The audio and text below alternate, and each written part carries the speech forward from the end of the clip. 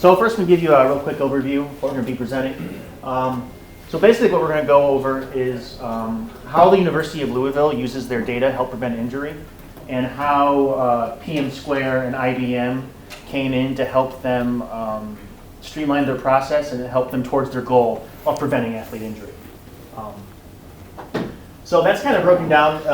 So overall, the overview is like, so Paul will go over like their process for athlete monitoring and their performance analytics that they do.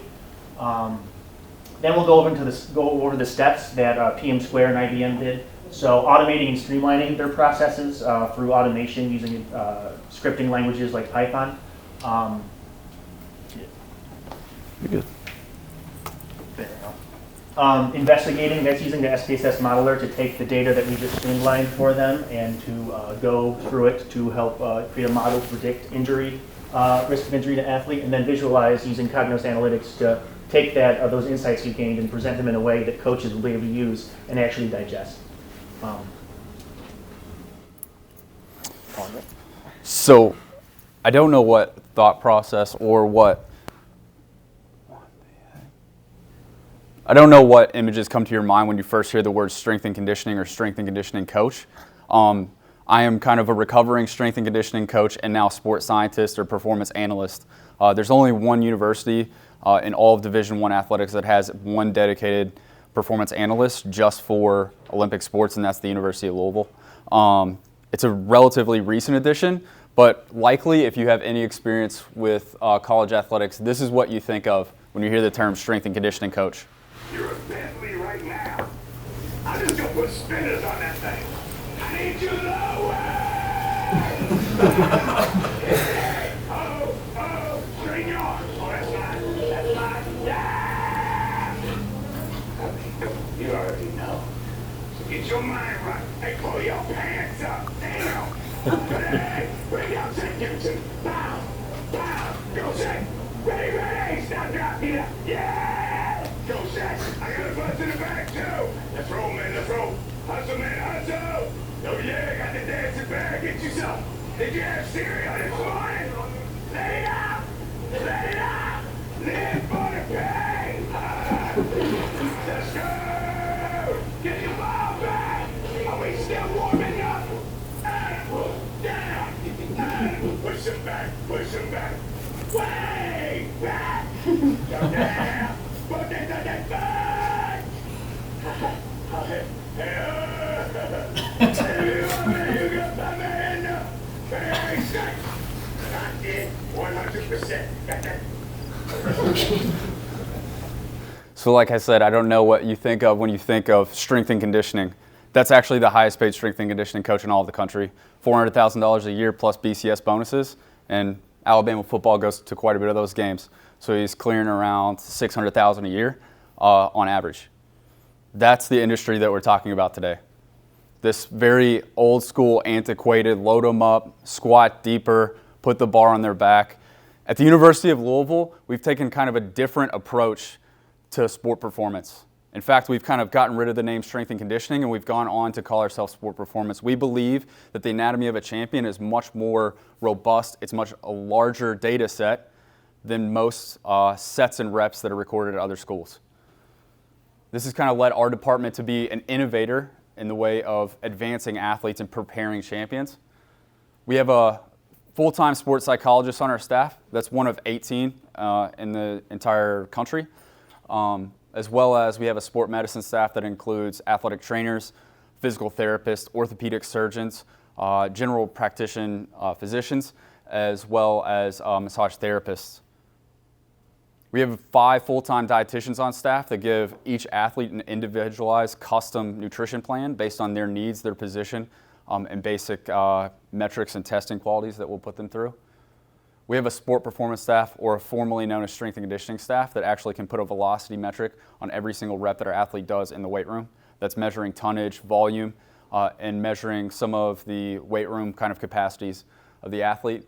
And then finally, we have myself, the performance analyst, who is the newest addition to this performance team and helps to kind of bind every single one of these aspects.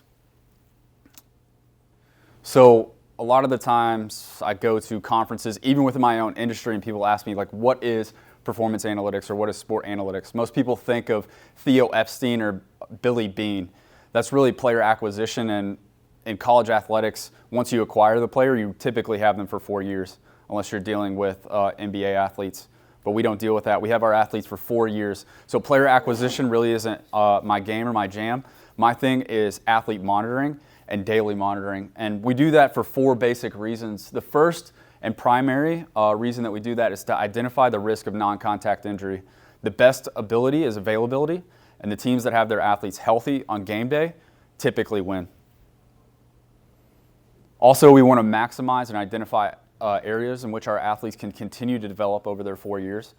Making sure that we do this in the last 2 years of an athlete's career at the college level is really important. That lesser return on investment. So we've got to be even more strategic as the athlete ages on in order to get the most out of that athlete every day.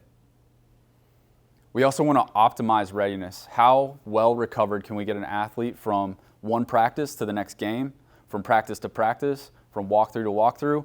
How can we help facilitate recovery and bring our athlete to full optimization when they're called upon to do that? And then finally, we provide objective feedback, or an educator of sorts. Now, I work with 8 different teams on our campus, which means that sometimes in the morning, I need to act like I have a PhD, and I need to talk to our men's soccer coach who has a biology degree from the University of Duke.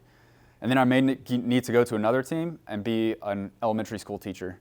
This is an incredibly adaptive role, but it's one of the most important tools that we do as analysts is conveying information in a simple way and educating those that are going to use that information to gain insight and hopefully win a championship in our case. So stop me if you've heard this one before. Performance analyst, a strength coach, a head coach, and an athletic trainer sit around a table in preseason.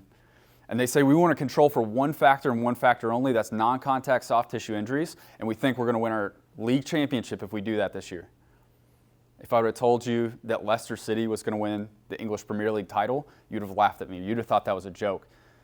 They accomplished what will probably be the greatest underdog feat in athletics in all of time, just by controlling for one thing, soft tissue non-contact injury. Think of this as a pulled hamstring, quad, groin. We're not talking about a 300-pound lineman falling on somebody's knee. Some things are just uncontrollable. Some things, though, can be controlled for if you have the right information and you're collecting the right information. This is a telling graph. We could do this for almost any sport in the world. Our championship teams have their athletes available on game day, right? However, if you look over 3 logos to the right, you'll see my Oakland Raiders. One bad injury at the wrong time can derail everything you've done in a season. If your quarterback gets hurt the week before the playoffs, you might be done and shot. So keeping your athletes healthy, keeping them protected, and minimizing risk is the most important thing that we can do as practitioners. We have a couple different tools we use to do this. The first one is a Catapult GPS monitor. Specifically today, we'll be talking about women's basketball, so they don't get actually GPS metrics indoors. We don't get velocity or distance. Instead, we rely on gyroscopes, magnetometers, and accelerometers, each sampling at 100 hertz a second, or 100 hertz. And we've had them on the athletes now for 3 continuous years. This gives us all of our external objective work measures, how much the athlete did, how quickly they accelerated, decelerated, how many times did they have high-speed accelerations, high-speed decelerations, how many times they jumped a high, medium, and low amount during a game, a practice, a walkthrough. As well, on our athletes, we'll put a polar heart rate monitor, which gives me 100 hertz of internal objective measures, measuring heart rate, time above threshold, all relative to the athlete's max heart rate. We get all of this information live in a dashboard, and I'll be sitting right next to practice, or right on the sideline at practice and matches, informing coaches, informing staff on when we might need to pull an athlete or when we might need to give an athlete more conditioning. From these 2 tools, we get a wealth of information. Like I said, they're sampling 3 different devices at 100 hertz each. So all all told, 400 hertz of information is streaming into our system with every practice. It's 400 samples a second over the last 3 years. From this, we get our overall volume, intensity metrics internally and externally, as well as taking subjective measures from the athlete. They'll answer a wellness survey every day on their phone, just telling us how sore they are, how fatigued they are, what their mood state is. From this, we can collect and analyze over a long period of time if the athlete's adapting well or not adapting well to the training that we're giving them. As well, after every practice, I'll simply hold a clipboard up that has a scale on the back, a color-coded scale that's 1 through 10, and ask them how hard they thought they exerted themselves during practice. I then multiply that by the practice duration in minutes, and we can get an arbitrary score that is subjective to measure against our objective measures. And doing this as well for games. From that, we then have relevant research that allows us to derive even greater metrics. One specifically that we'll introduce later is called an acute to chronic work ratio. It's a highly used metric to measure consistency. So we know that if an athlete does way too much or way too little in any given week in a total volume, that they're at a 27 times greater risk for injury. So this is a major flag for us, but up until this point, we've had no information to be able to back that up or to back up a specific ratio that will help us with our specific athletes. But all of this sounds great in theory, but in practice, it's incredibly daunting. So my schedule last fall, working with 8 teams at the University of Louisville's campus, trying to get from practice to practice, get charged units and vests for them to wear those units, heart rate straps and heart rate monitors to every practice was a task that I'm astonished that I was able to complete it. So I'll just kind of walk you through what my typical day is as a performance analyst. So 5:30 I arrive at the facilities, prep the units, and get ready for all the practices. This may mean looking over injury reports, looking which athletes need modification. At 7 o'clock, our field hockey team is going to begin their practice. An hour later, our women's soccer team will begin their practice. And then an hour later, our men's soccer team will begin. At that exact same time, field hockey is ending their practice, so I have to take their units, upload them into our system, download the information off those units, and then an hour later, our women's soccer team will end. The same process has to be done. And then 30 minutes after that, our men's soccer team is going to finish. So between 10:30 and 12:30, I have a break to download all the units, report back to the coaches. A lot of times face-to-face, so I'll actually have to go to another stadium on campus, another office on campus, and meet with our soccer coaches face-to-face, talk to them about the efficiency of their practice and how that looks leading into their next match.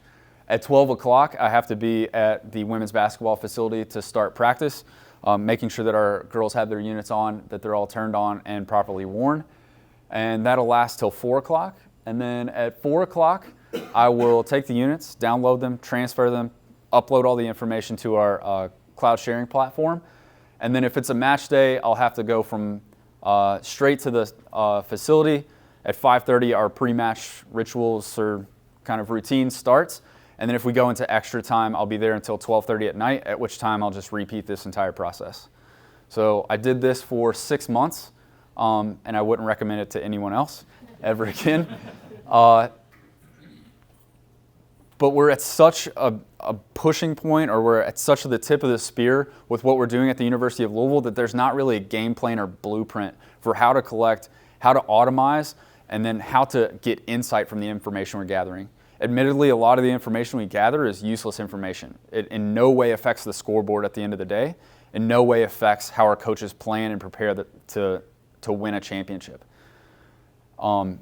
We brought in PM Square to help us with one of these processes.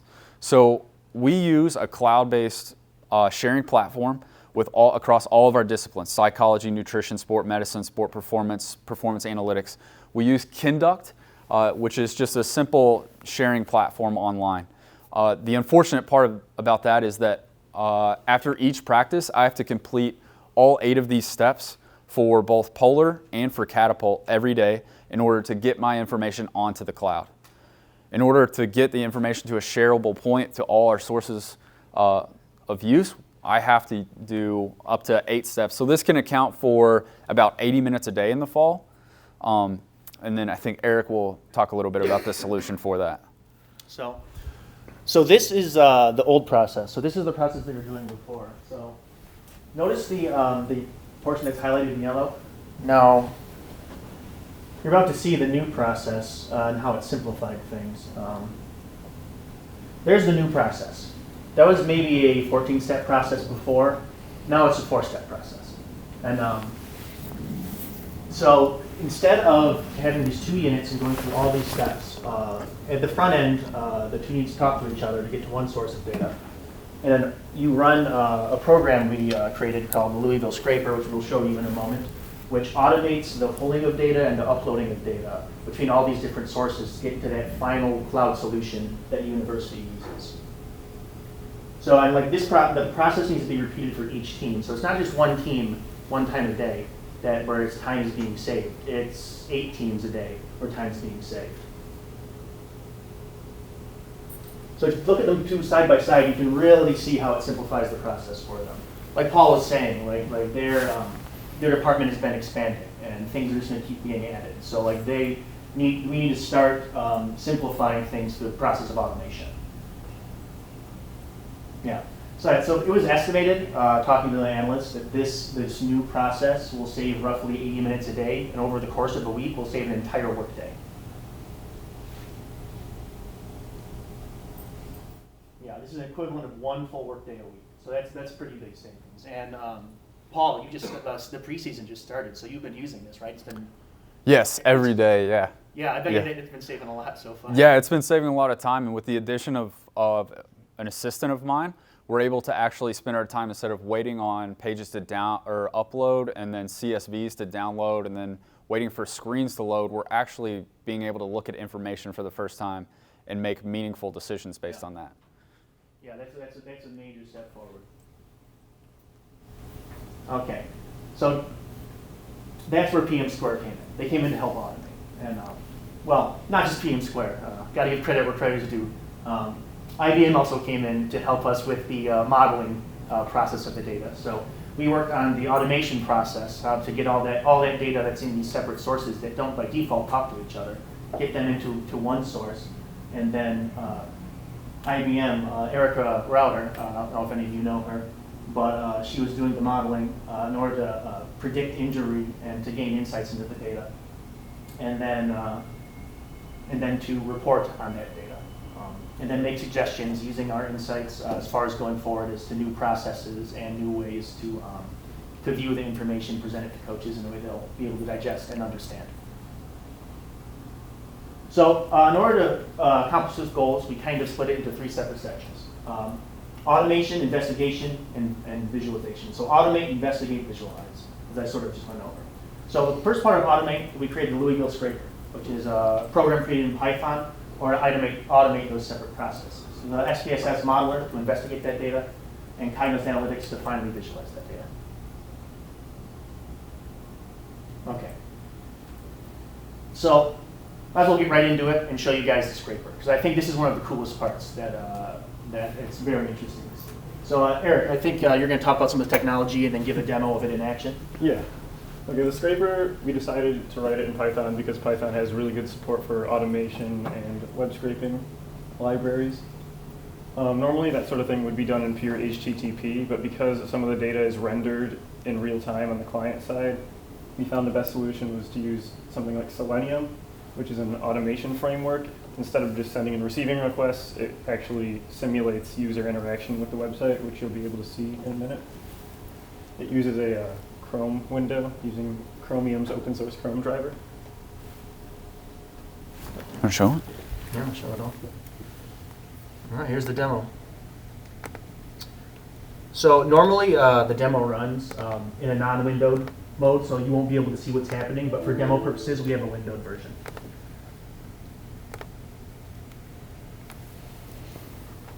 All right.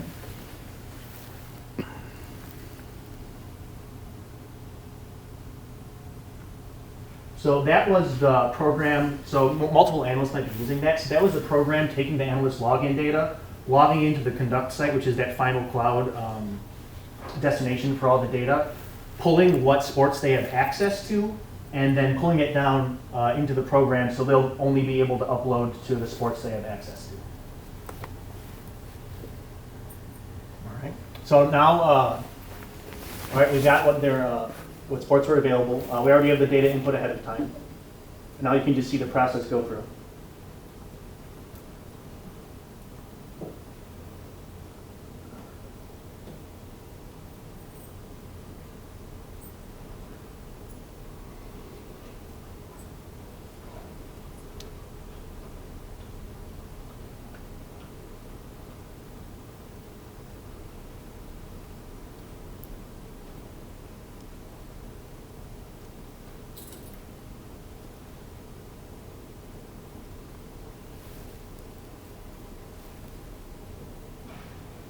So these are all the steps that someone would have to do manually in the past just to get the data into a format where you could even start asking questions of it? Yes. Yes, up for every single sports team throughout the day. And it stops here because sometimes the user has to manually enter some information after clicking the import button. Yeah, we just decided to have it stop at this final step just for a final bit of user validation. So that's the process the scraper goes through. Normally you won't see that, like the analyst will just click the button, will go on the back end, but we wanted to make sure there was to show off how the system's actually doing, that it is available for you to see. So pretty cool, huh? Yeah, that's one of the most interesting parts of the project we found when showing it off. So that was the automation section. So now there's also the investigation section.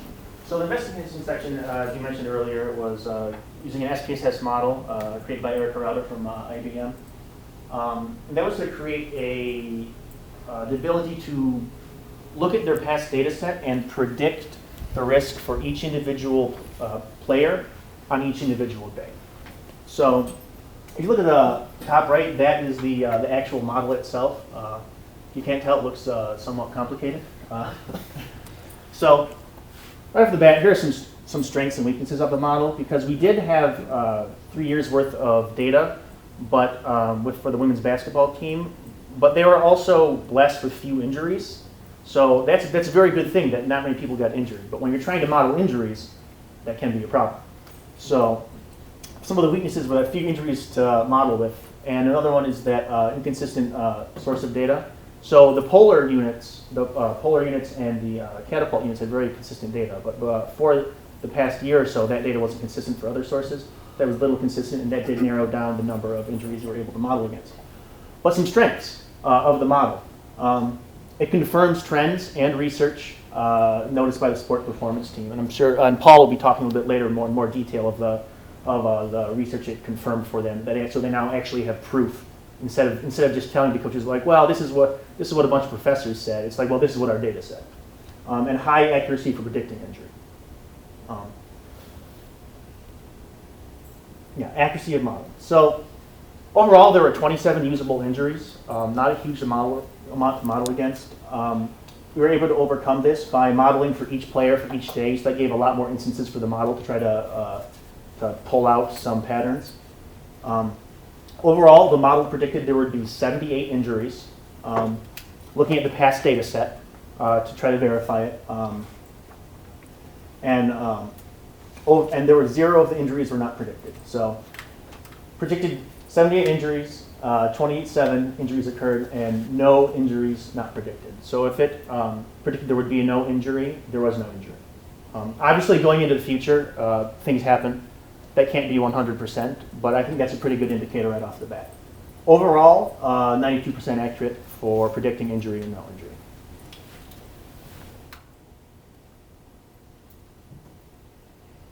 Yeah.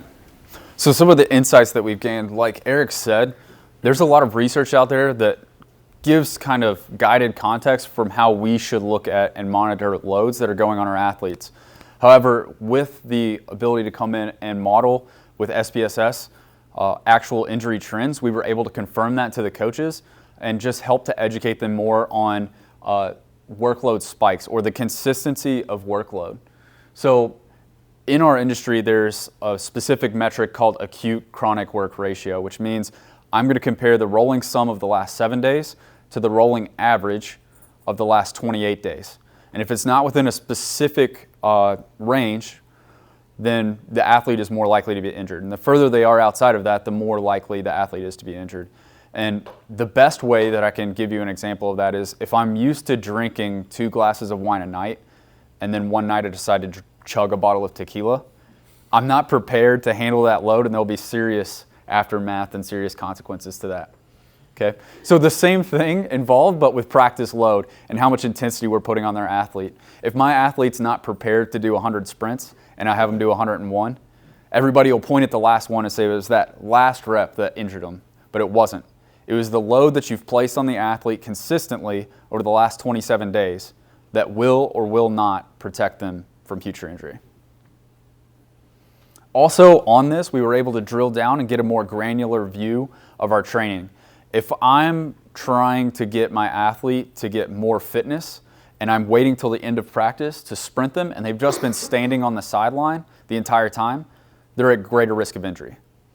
If I call on them to do something and they're not prepared to do that, they're likely going to be injured on a training day level, on just a daily level, on a weekly level, or on a monthly level, and even on a yearly level. So preparing an athlete consistently and appropriately for the 4 years that they're with us is crucial in them staying healthy and on the court.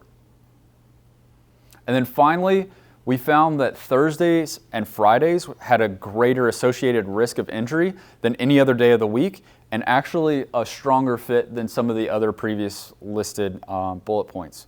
We're not quite sure why that is, so further investigation has gone into that. What we theorize within our own department is that the athlete for the first week of preseason is doing fine. They're young, they can adapt pretty well.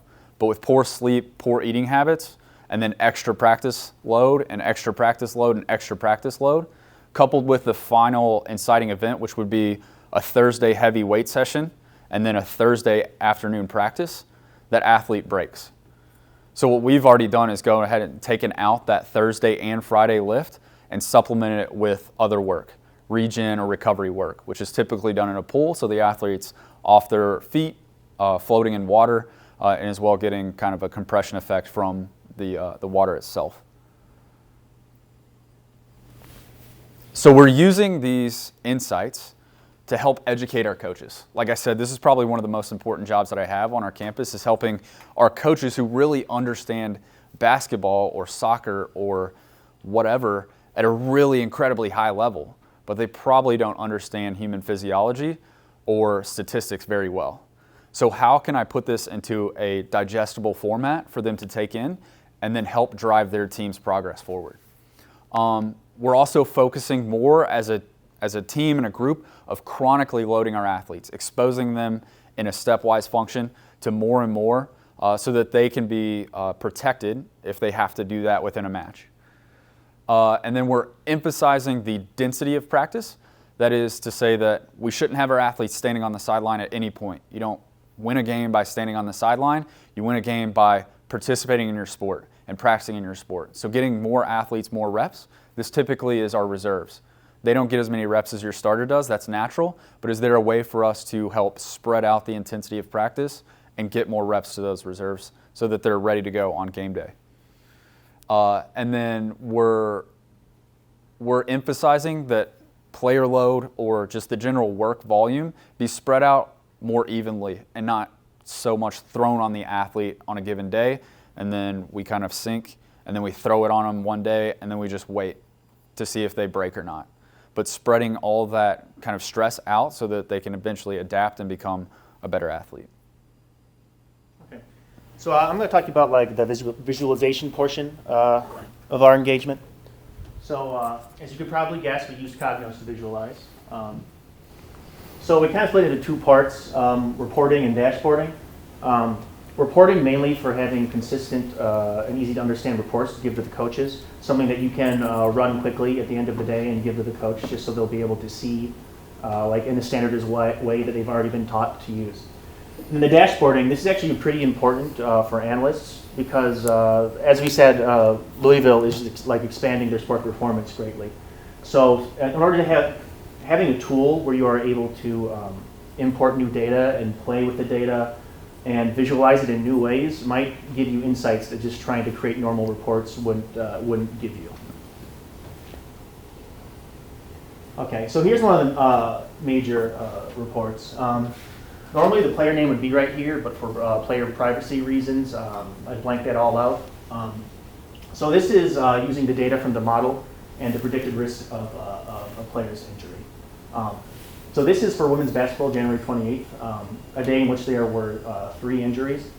So on the left, you can see whether or not the system predicted an injury, the confidence the system has in that injury, in that prediction, and then whether or not that injury actually occurred. So this is the system looking at the information and then telling you ahead of time whether or not they think there's going to be an injury. For the purpose of this this pilot project, and for demonstration purposes, I included whether or not the injury actually occurred, just to gauge the accuracy. But in a live situation, that obviously wouldn't be there. So I think this is a good opportunity to see how impactful this could have been last season had this model been in place and this report without that injury occurred column had been given to a coach. And say, okay, these 3 players at high risk of injury, I'm going to sit them today, and we've avoided 3 injuries occurring. It's an important time to also note that what we're classifying as an injury, we'll also classify like immune distress in this. So if the athlete got a cold or the flu, we can basically predict that as well, because we know that immune dysfunction is directly tied to athlete stress. Very good points. All right, so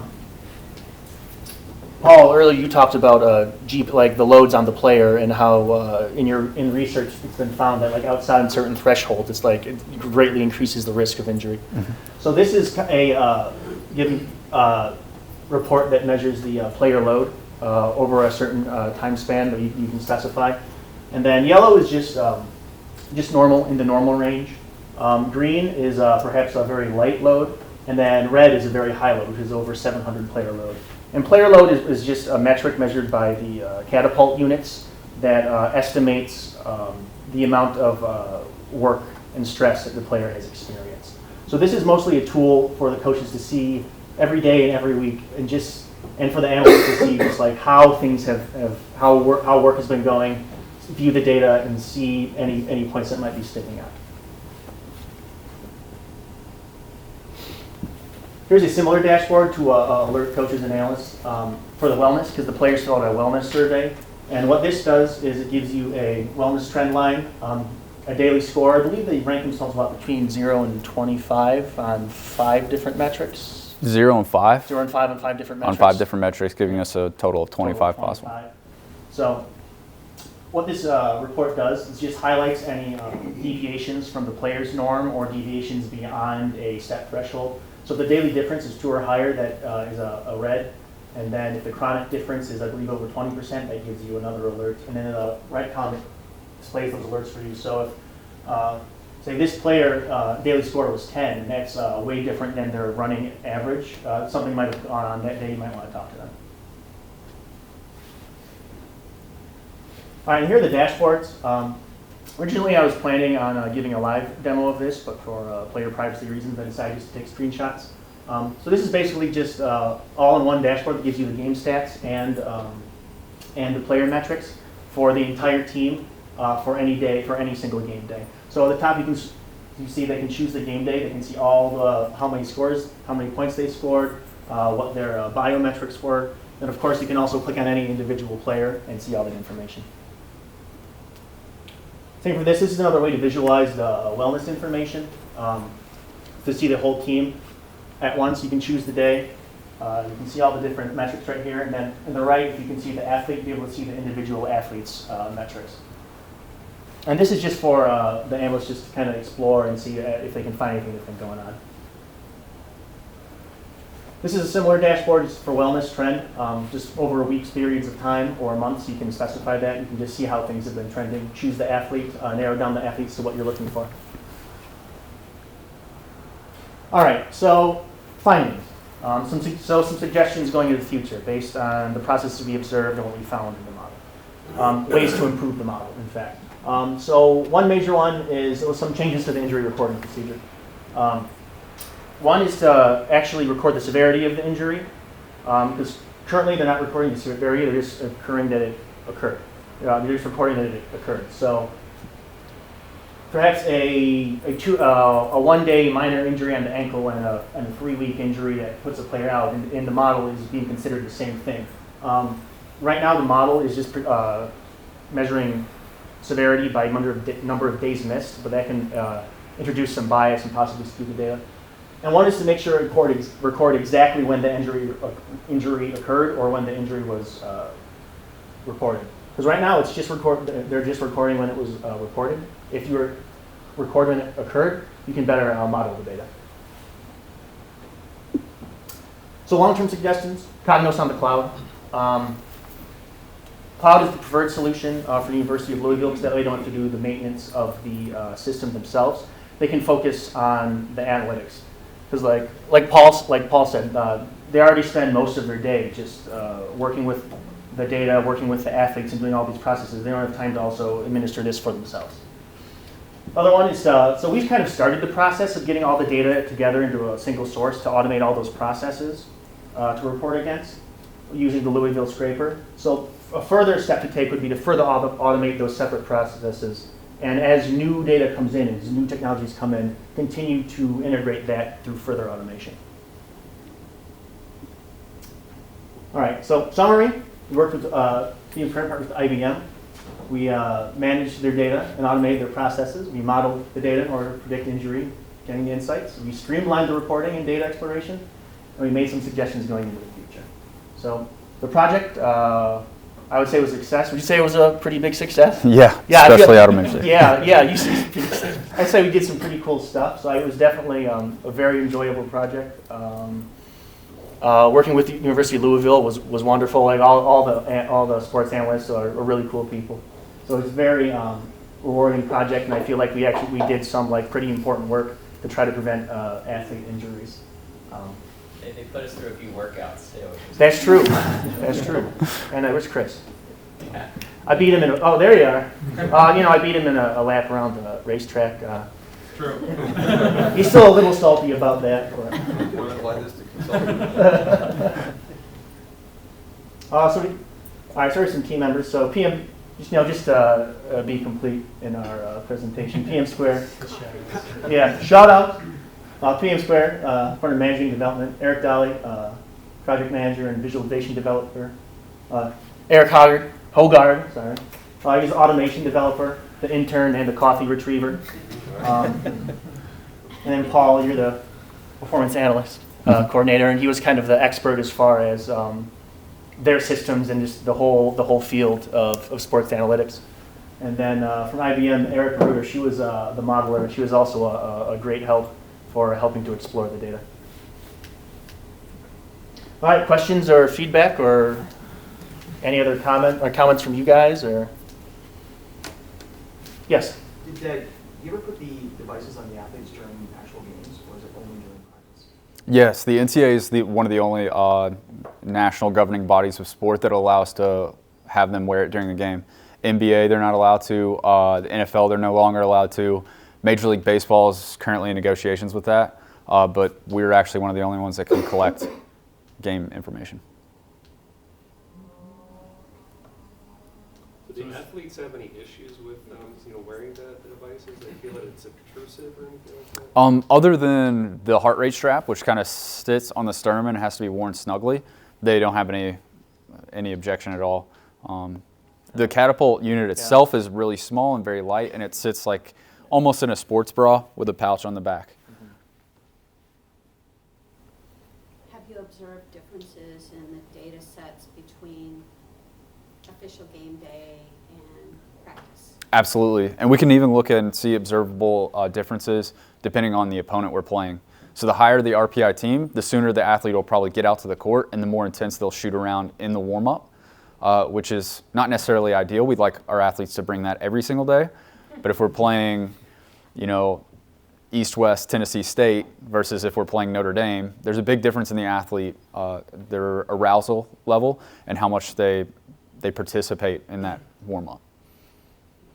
And then from practice to game is a huge, substantial difference. That's just kind of what you get when you deal with athletes, and especially 18 to 22-year-olds. With the other organizations like NFL and Major League Baseball, who is against it? Is it like the Players Union? I feel like would be more interested in having this analysis so that they can protect their players. Mm-hmm. Like, what's the debate? So collective bargaining seems to get hung up around the fact that some coaches may use this to cut an older athlete.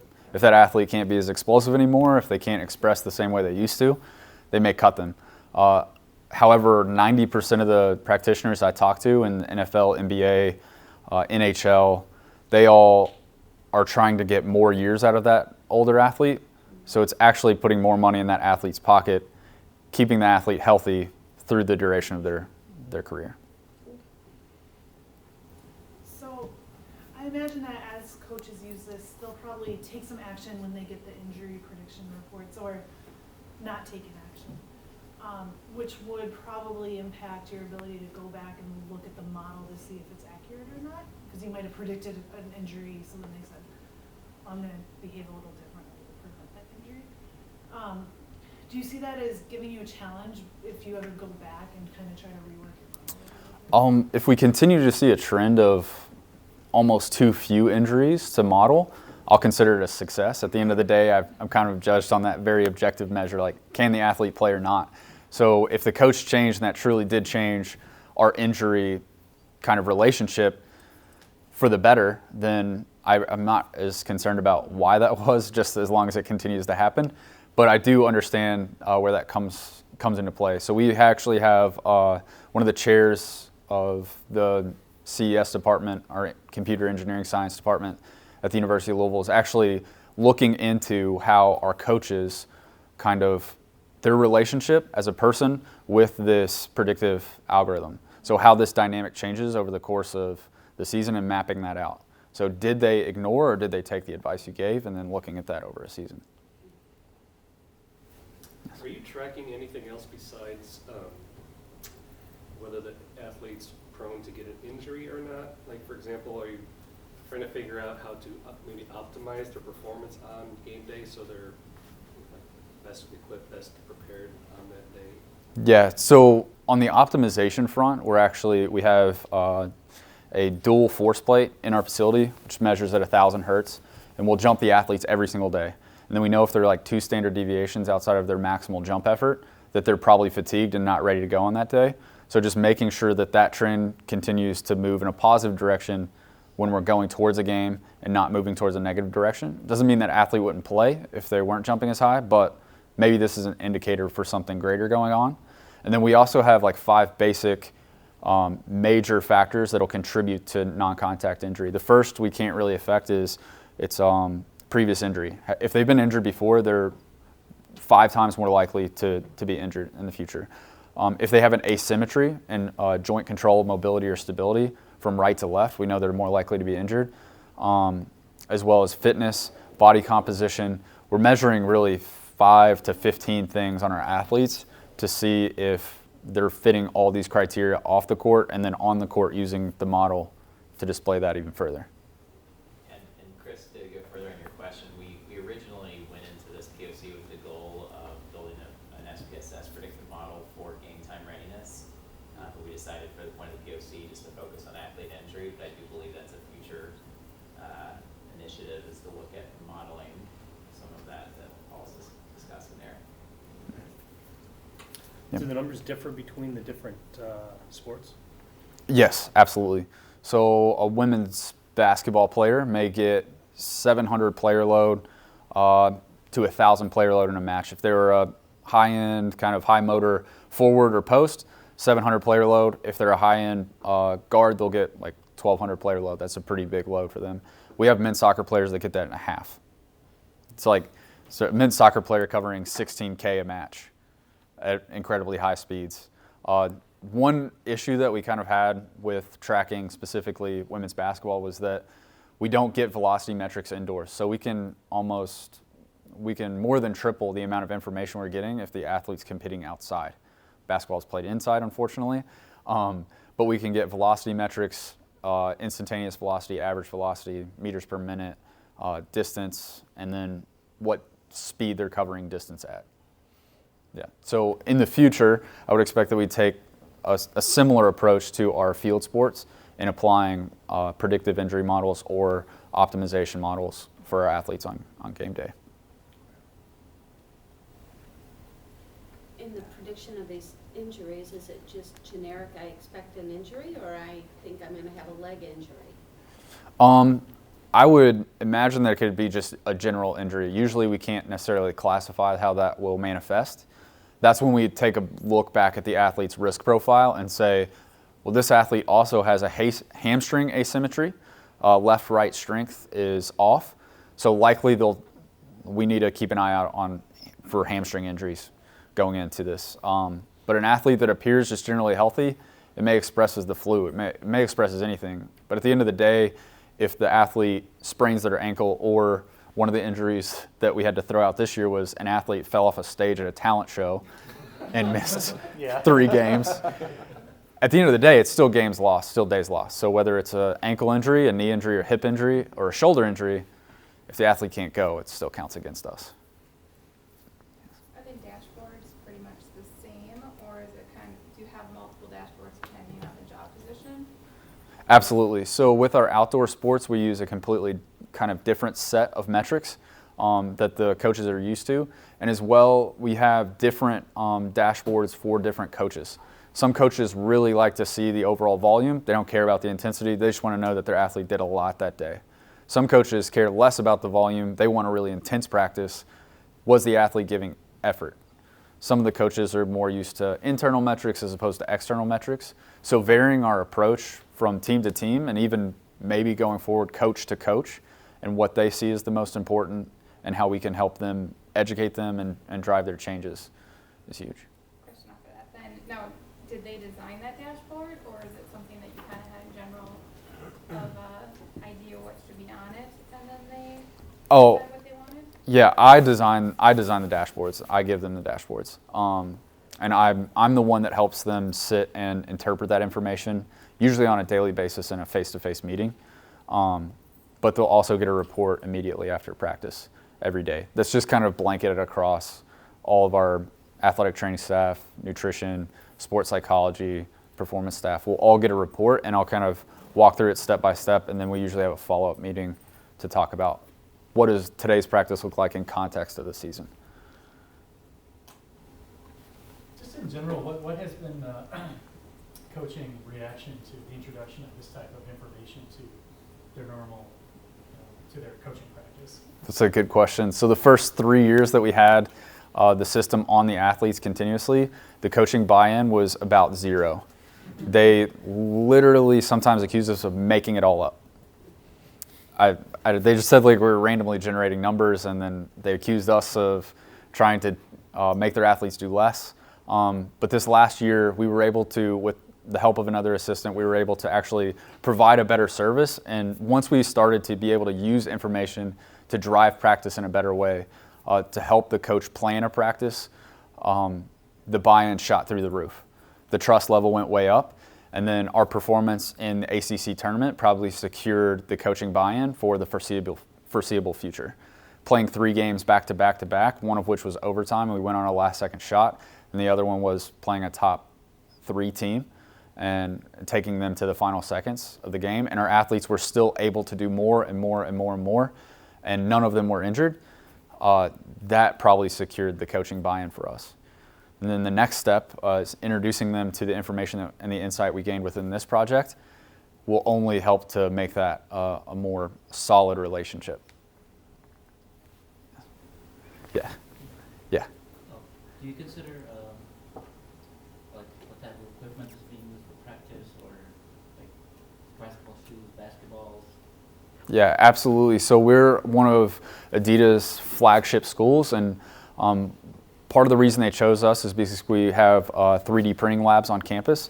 So coming in the near future, we'll actually scan the athlete's foot, create a custom orthotic, 3D print it that same day, and then have it in their soles for the actual practice. As well, we'll insert a new technology which is going to help us to track not only One of the reasons we couldn't do optimization of game day readiness is because we only have stats on game day.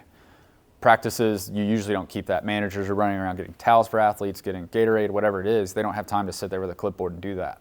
There are teams that have people that do stats every single day, but we're actually partnering with a company that's going to help us to generate those statistics every single practice and every single match. Oh, workout equipment? Yeah, so we'll be able to monitor.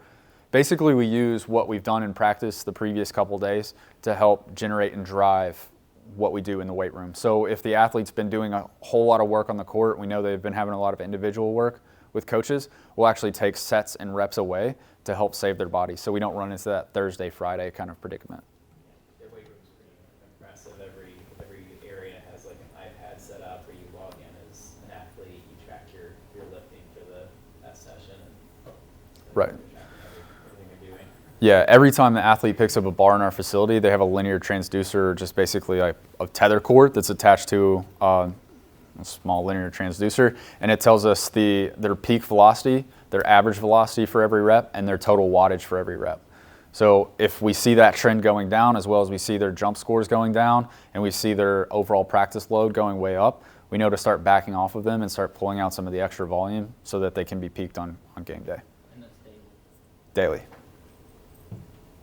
Yes. I don't know how you would really do this, but has weather been incorporated? You mentioned indoor and outdoor sports. Is there any way to incorporate weather into that? It's hard to predict the weather, but if you go back and look at past stuff, is it? Right. So one of the projects that we've done with our men's soccer team, myself and the nutritionist partnered up for this, is we took the historic temperature and humidity information and we looked at the meters per minute covered by men's soccer players at our university, and then we said at the time we were doing weigh in and weigh out in the game, so we looked at how much sweat loss they had per meter per minute in given like humidity thresholds, and then we would just relay that information forward to the dietitian, and he would already have water bottles, the amount that they needed to drink at halftime, set up inside their locker.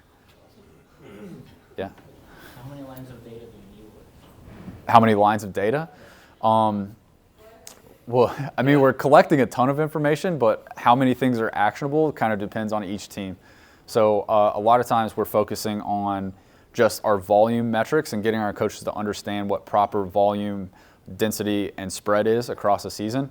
But I mean, we're collecting 400 samples a second. Now, my ability to dive into that is pretty limited, so that's why I need help from experts like these. But I mean, on a superficial level, I'm looking at this stuff. Yeah. All right. I think we probably went over time. So. All right. Thank you. Thank you.